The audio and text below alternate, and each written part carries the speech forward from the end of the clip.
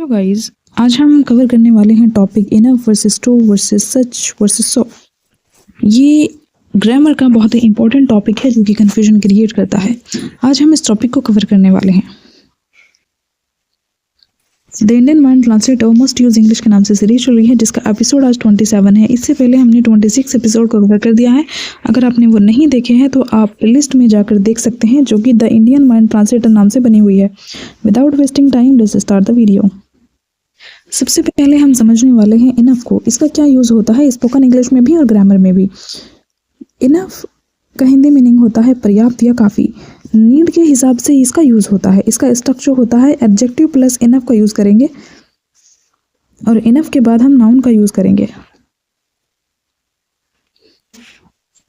मैं इतना मजबूत नहीं हूँ, I am not strong enough. Enough का मतलब है कि वो ज़रूरत के हिसाब से जितना मजबूत होना चाहिए उतना नहीं है। उसके पास पर्याप्त पैसे हैं, ही हैज़ एनफ मनी। ज़रूरत के हिसाब से जितने की पैसे की ज़रूरत है इतने पैसे उसके पास है, दैट मीन्स उसके पास इनफ पैसे हैं, इनफ मनी। यह कमरा काफ़ी बड़ा है, this room is big enough. ज़रूरत के हिसाब से ये कमरा ओके है। हमारे पास पर्याप्त समय नहीं है, we don't have enough time. वह परीक्षा पास करने के लिए काफ़ी होशियार है, he is smart enough to pass the exam. मतलब एग्ज़ाम पास करने के लिए जितना समझदार उसे होना चाहिए इतना समझदार वो है। मेरे पास खाने के लिए काफ़ी खाना है, I have enough food to eat. I hope कि जो इनफ का कंसेप्ट था वो समझ आया होगा। इनफ किस तरीके से यूज़ होता है वो आपने समझा होगा। अब हम समझते हैं टू को। टू किस तरीके से यूज़ होता है। टू ज़रूरत से ज़्यादा के सेंस में यूज़ होता है। इसका नेगेटिव मीनिंग निकलता है। स्ट्रक्चर होता है टू प्लस एडजेक्टिव या एडवर्ब। टू प्लस मच या मैनी भी आता है। यह सवाल बहुत ज़्यादा मुश्किल है, this question is too difficult. जितना मुश्किल होना चाहिए उससे भी ज़्यादा मुश्किल है और उसका जो सेंस है वो नेगेटिव में चला गया है। इसी वजह से हम यहाँ टू का यूज़ कर रहे हैं। वह बहुत ज़्यादा धीमा चलता है, ही वॉक्स टू स्लोली। वह यहाँ बहुत ज़्यादा शोर है, there is too much noise here. याद रखिए इसका सेंस सेंटेंस का नेगेटिव में निकल रहा है कि इतनी नॉइज़ है जो बर्दाश्त ना हो। कहीं ना कहीं इसका जो मीनिंग है वो नेगेटिव में जा रहा है। ये बात आप याद रखें क्योंकि कई बार आप पॉजिटिव वाले सेंटेंसेस में टू का यूज़ करते हैं जो कि गलत होता है। उसने बहुत ज़्यादा गलतियाँ की, he made too many mistake. आज बहुत ज़्यादा गर्मी है, इट्स टू हॉट टुडे। और जैसे कि अब विंटर सीजन है तो आप कह सकते हैं it's too cold today. Too cold का मतलब यहाँ पर हो जाएगा कि इतनी सर्दी है जितनी नहीं होनी चाहिए। यह फिल्म बच्चों के लिए बहुत ज़्यादा डरावनी है, this movie is too scary for kids. अब हम दोनों के डिफरेंस को समझ लेते हैं, enough versus too. Enough use होता है सफिशिएंट के लिए और यहाँ भी पॉजिटिव मीनिंग निकलता है। टू यूज़ होता है मोर देन नीड, क्या जितने की ज़रूरत है उससे ज़्यादा।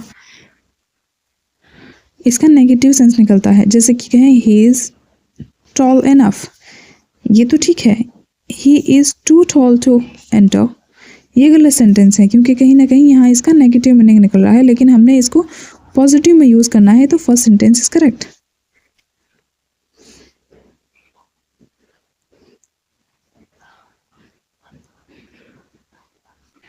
अब हम समझते हैं सो को। सो का किस तरीके से यूज़ होता है।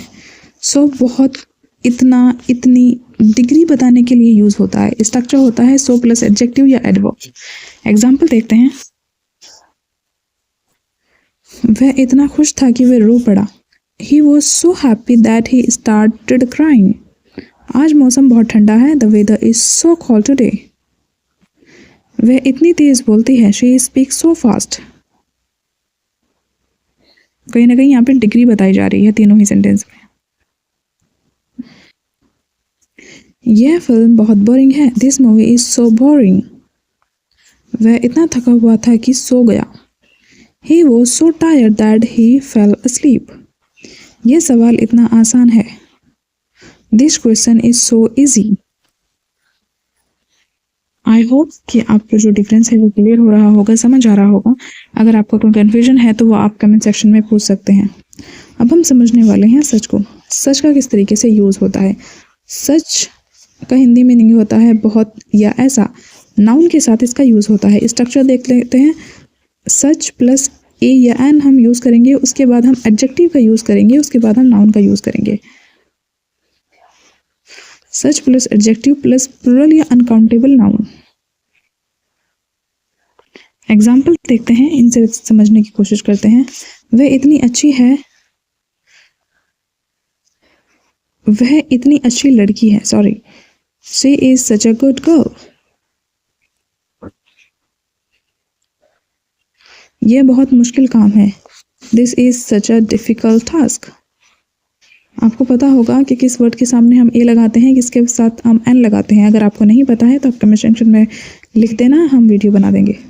उसके पास इतने अच्छे दोस्त हैं, he has such good friends.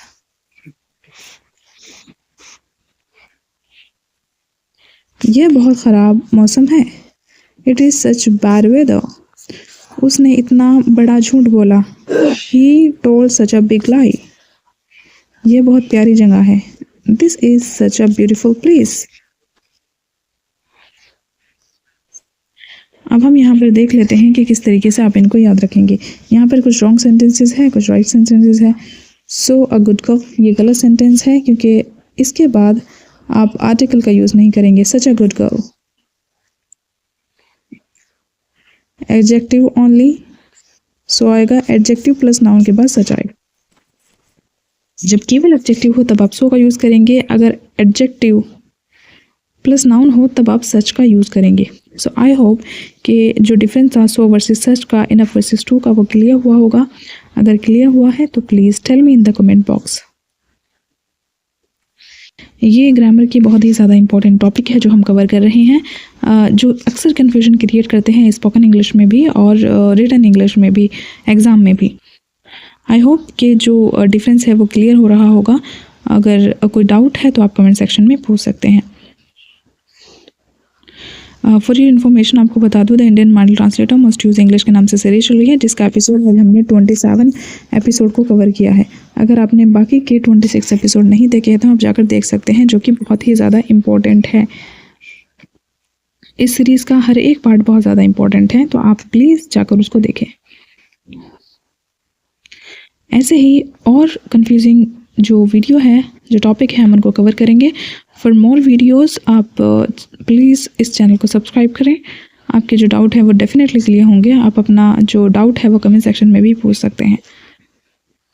So till then take care, see you in the next lesson, bye bye, take care, don't forget to like, share and subscribe.